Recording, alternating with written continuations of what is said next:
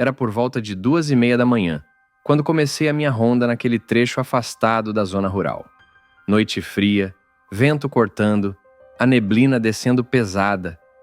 Era o tipo de madrugada em que você dirige devagar, só com o farol iluminando alguns metros de um caminho que parece não ter fim. A estrada é estreita, cercada de mata fechada, e quase não passa ninguém ali depois das 11. No meio desse caminho, tem uma casa velha, totalmente abandonada. A casa está vazia há mais de 30 anos. Telhado afundado, janelas quebradas, varanda podre. Aquela típica casa que ninguém quer chegar perto nem de dia. Eu sempre passo por ela durante a ronda, e sempre esteve do mesmo jeito. Escura, silenciosa, morta. Mas naquela madrugada, não estava. Quando virei a curva, percebi uma coisa que fez meu coração bater mais rápido. Aquela casa abandonada, no meio do nada, tinha uma luz acesa, mas não era uma luz forte. Era fraca, amarelada, instável. Como se fosse uma lâmpada velha, daquelas que ficam vibrando. E aquilo era impossível, porque aquela casa não tem energia há muito tempo. O relógio foi arrancado há décadas. Eu parei o carro no acostamento, apaguei o farol e fiquei observando. A luz vinha do quarto dos fundos. Ela piscava levemente, como se estivesse tentando manter força. E por um instante, juro que tive a impressão de ver uma sombra se mover lá dentro. Não era nitidamente uma pessoa, mas não era o vento. Aquilo tinha forma.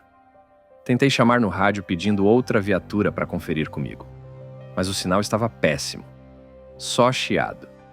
A frequência oscilava, como se tivesse interferência. Decidi checar sozinho. Desci do carro e fui caminhando devagar, pela estradinha de terra, até o portão quebrado. O vento batia nas árvores e fazia um som que parecia sussurro. Quanto mais eu me aproximava, mais claro ficava que aquela luz não era uma lanterna ou reflexo. Era realmente uma lâmpada ligada. Subi na varanda podre com cuidado, porque o piso parecia prestes a ceder. E foi ali que percebi uma coisa que me deixou gelado. A janela do quarto com a luz acesa tinha marcas de mãos sujas por dentro. Não eram pequenas manchas. Eram marcas completas, como se alguém tivesse segurado o vidro por dentro com força.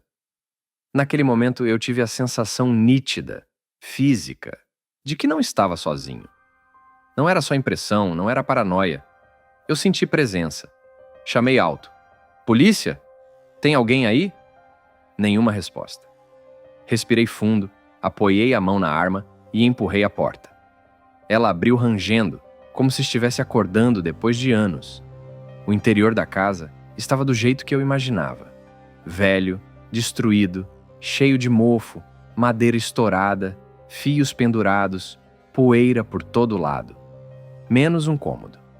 O quarto onde a luz estava acesa era diferente. Era como se aquele espaço não tivesse envelhecido junto com o resto da casa. A cama estava arrumada.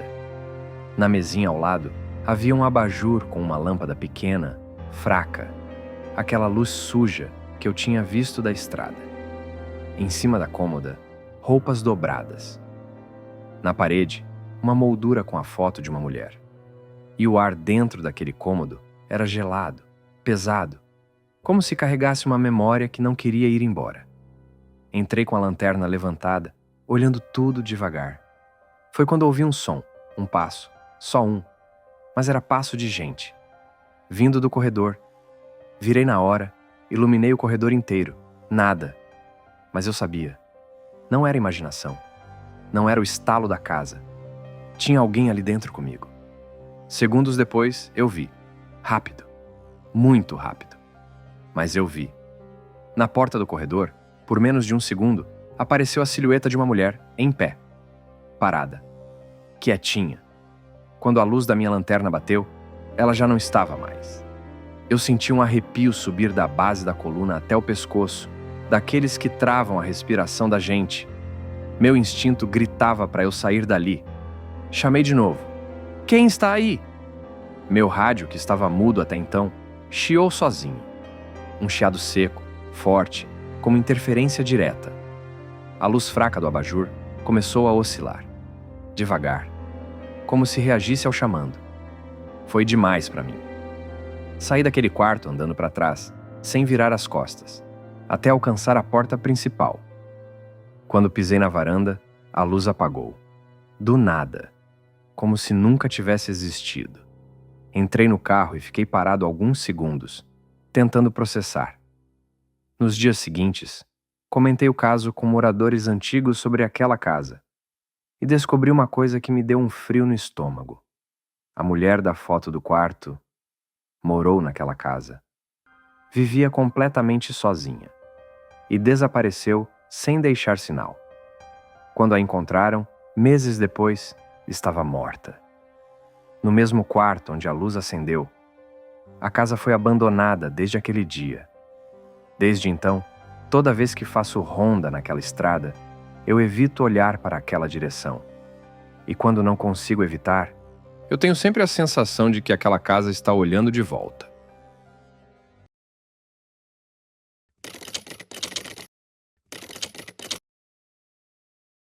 Era quase meia-noite quando isso aconteceu.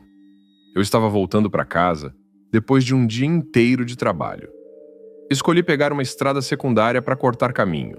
Uma pista estreita, sem iluminação e que quase ninguém usa depois das 10 da noite.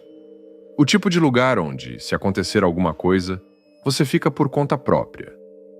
A neblina tinha descido forte. A pista estava úmida e o farol do meu carro parecia não alcançar 3 metros à frente. Eu até diminuí a velocidade, porque aquele silêncio, aquela escuridão, era como se a estrada inteira estivesse deserta há anos. Foi aí que eu vi uma criança, no meio da pista, sozinha. Eu pisei no freio tão forte que quase perdi o controle. O menino estava parado ali, com as 2 mãos levantadas, pedindo ajuda. Ele mancava, estava com a roupa suja de lama, o rosto arranhado, e parecia totalmente desesperado. Desci do carro na hora. Quando cheguei perto, ele veio correndo para mim, chorando, agarrando no meu braço como se tivesse encontrado a última chance de sobreviver. A voz dele era fraca, trêmula. Ele disse que estava no carro com a mãe quando o veículo derrapou e caiu numa ribanceira logo à frente. Disse que ela estava viva, mas presa entre as ferragens, gritando de dor, e que eu precisava ajudar rápido. Meu primeiro instinto foi pegar o celular e ligar para a emergência.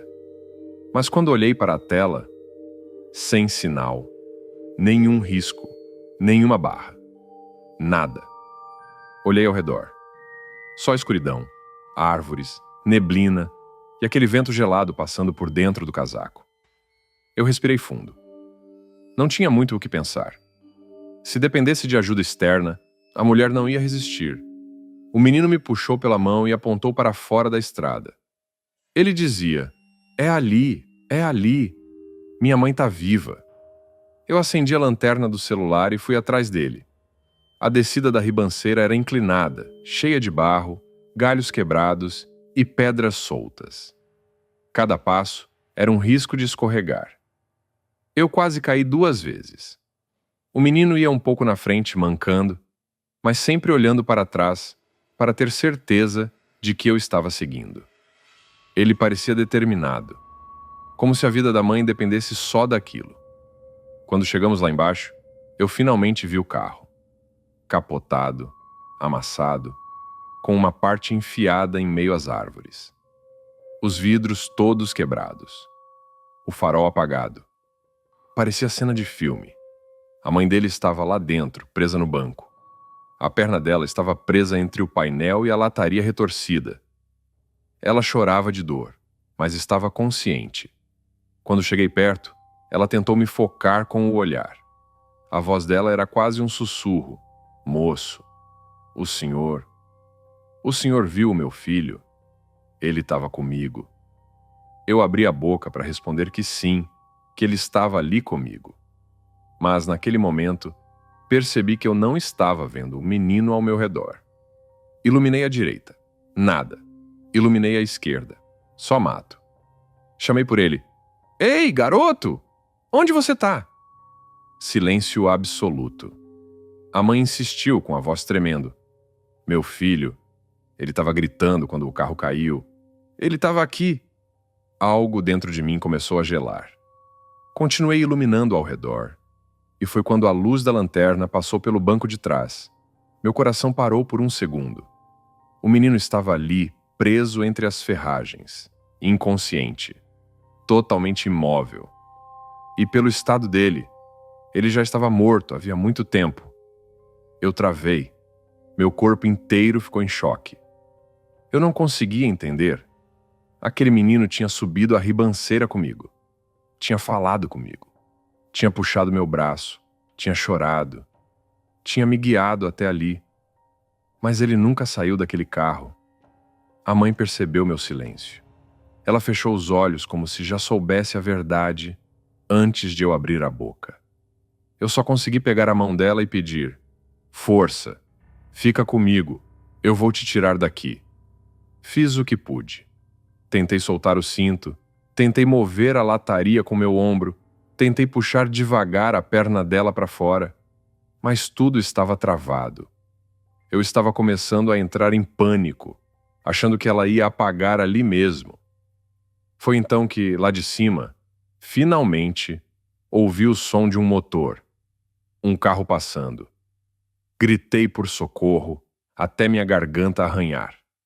E por sorte, o motorista ouviu e chamou ajuda.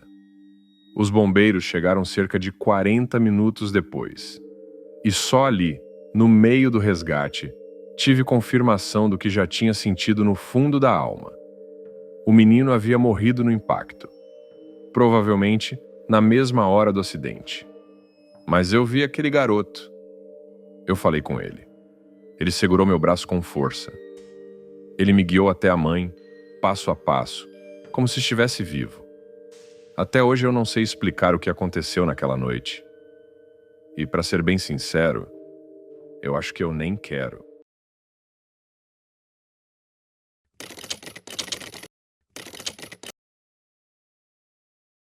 Eu não esqueço daquela noite. É estranho como certas coisas ficam gravadas na memória, como se tivessem acontecido ontem.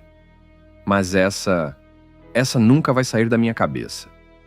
Eu estava com 2 amigos, o Marcelo e o André. A gente estava voltando de um churrasco na casa de um colega, já passava da meia-noite. Estrada de terra, matagal dos 2 lados, vento frio e aquele cheiro de terra molhada. A gente vinha conversando besteira, rindo, cansados, até que, do nada, tudo mudou. O primeiro grito veio tão rápido que pareceu um estalo. Um grito curto, seco, feminino, mas tinha algo estranho, quase animal. Os 3 calamos na mesma hora. O Marcelo, que estava dirigindo, tirou o pé do acelerador. Eu olhei para o André no banco de trás e ele perguntou: "Mano, vocês ouviram isso?" Antes que eu respondesse, veio o segundo grito. Dessa vez mais longo, desesperado. Aquele tipo de grito que só alguém pedindo ajuda faz. O Marcelo puxou o carro para o acostamento. O mato ao lado da estrada era tão alto que batia quase no capô do carro. A gente não via nada, só aquele breu. Descemos rápido. A única luz que a gente tinha era a do celular. O André falou: "Pode ser um bicho." Eu respondi: "Bicho nenhum grita assim." E o Marcelo completou: "Se for alguém machucado, a gente tem que ajudar." Entramos no matagal. Não dava para ver um palmo na frente. A lanterna iluminava poeira, folhas molhadas, insetos voando. Os sons do mato pareciam amplificados. Grilos, vento, galhos. A cada passo que a gente dava, parecia que estava entrando mais fundo num lugar onde não deveríamos estar. Foi então que ouvimos um estalo, como se alguém tivesse pisado numa galha seca. Paramos na mesma hora. O terceiro grito veio logo depois. Tão perto que parecia que vinha de dentro da vegetação, a poucos metros de nós. Eu levei a lanterna na direção do som e jurei que vi uma silhueta abaixada, parada entre 2 moitas. A imagem dura nem meio segundo. Quando pisquei, Já não tinha mais nada ali. O Marcelo sussurrou: "Isso não tá certo." A gente continuou avançando e encontrou um espaço onde o mato estava achatado, como se alguém tivesse caído ali.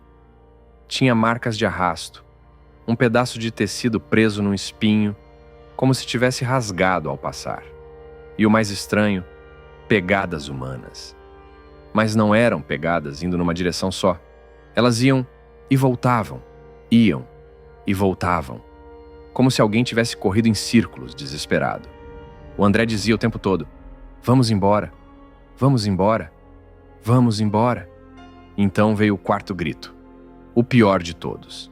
Longo, profundo, desesperado, e parecia vir de todos os lados ao mesmo tempo. O André perdeu a cabeça, virou e correu para a estrada.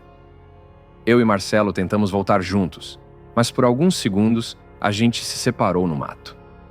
Eu perdi o Marcelo de vista, e aqueles segundos pareceram uma eternidade. Quando finalmente cheguei na estrada, o André estava branco como papel, encostado no carro, tremendo. Ele só dizia: "Tem alguém ali, na beira do mato, me olhando." Eu virei a lanterna para o lado. Nada. Só o vento mexendo as folhas. Mas o André continuava repetindo: "Eu juro, tava ali, me olhando." A gente entrou no carro e saiu dali o mais rápido que pôde. Durante os dias seguintes, aquela sensação não saiu da minha cabeça. Então, voltei lá sozinho, de dia. O mato estava mais baixo com a luz do sol. Deu para ver melhor. O caminho aberto, a área achatada, as marcas de arrasto, um colar com um pingente velho jogado no chão. E uma lona podre, como se fosse de um acampamento antigo, abandonado às pressas. Perguntei para um morador mais antigo da região. Ele me contou, com a maior naturalidade do mundo, que anos atrás, uma mulher desapareceu ali.